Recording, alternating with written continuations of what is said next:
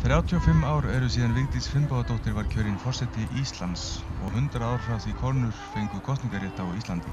Í því tilefni hélt umhverfisnefnd Garðabæjar og Skógræktarfélag Garðabæjar athöfn í Lundamóa, en það er svæðið staðsett skammt frá gatnamótum Reykjanesbrautar og Vífilsstaðavegar. Í Lundamóa var fyrst gróðursett 1984, birki, stafafura, sitkagreni og viðja og sáu Skógræktarfélag Hafnarfjarðar og Garðabæjar það.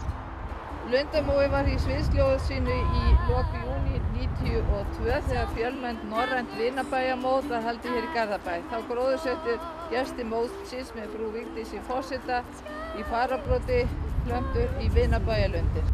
Áhugi gesta beindist auðvitað með myndavélar á lofti að frú Vigdísi forseta við að gróðursetta plöntu í reitin.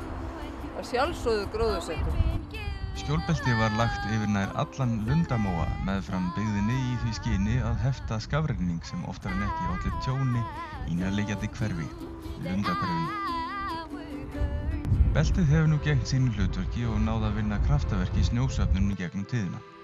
Vegna bættra aðstæðna verður nú unnið að því að fjarlægja þetta belti áður og langt líður.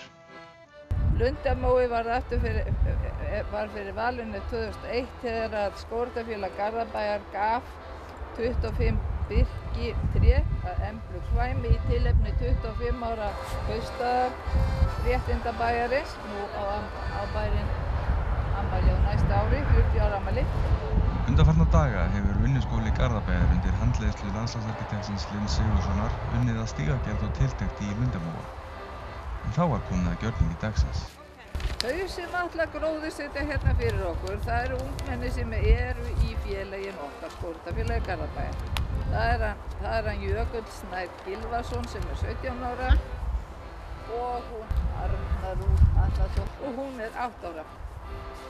Nú, þau náttúrulega gróðursetja trén fyrir piltinn og túkuna en fyrir ókomin börn ætlar Jóna Sæmundsdóttir formaður umhverfisnefndar að taka að sér.